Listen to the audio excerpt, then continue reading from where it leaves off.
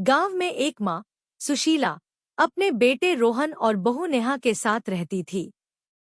रोहन एक कठोर स्वभाव का युवक था जिसे अपनी माँ की परवाह नहीं थी।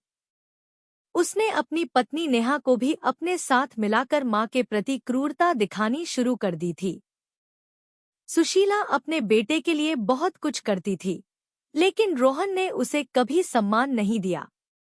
नेहा, जो एक समझदार और सहानुभूति रखने वाली महिला थी, माँ की स्थिति को देखती थी, लेकिन रोहन के सामने कुछ नहीं बोलती थी। एक दिन जब सुशीला ने रोहन के लिए खाना बनाया, उसने उसे फेंक दिया और चिल्लाया, तुम हमेशा बेकार का खाना बनाती हो।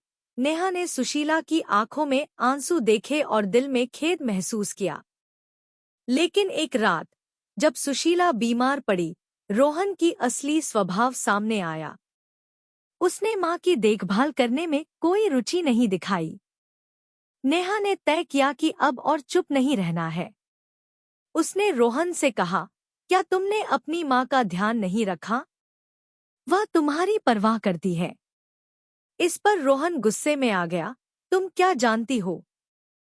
वह सिर्फ मेरे पैसे खा रही है। नेहा ने गहरी सांस लेते हुए कहा, लेकिन वह तुम्हारी माँ है। उसे प्यार और सम्मान की जरूरत है। इस बार रोहन ने नेहा की बातें सुनने का निर्णय लिया। उसने सोचा, शायद उसे अपनी माँ के प्रति अधिक संवेदनशील होना चाहिए। अगले दिन उसने सुशीला से माफी मांगी और उसकी देखभाल करने का वादा किया। धीरे धीरे रोहन ने अपनी माँ के प्रति दयालुता और प्रेम दिखाना शुरू किया। नेहा ने भी सुशीला के साथ समय बिताना शुरू किया। इस तरह माँ और बेटे के बीच की खाई भरने लगी और एक नया परिवार बनाने की दिशा में पहला कदम बढ़ा। इस घटना ने न केवल रोहन को बदला, बल्कि पूरे परिवार को एकजुट किया।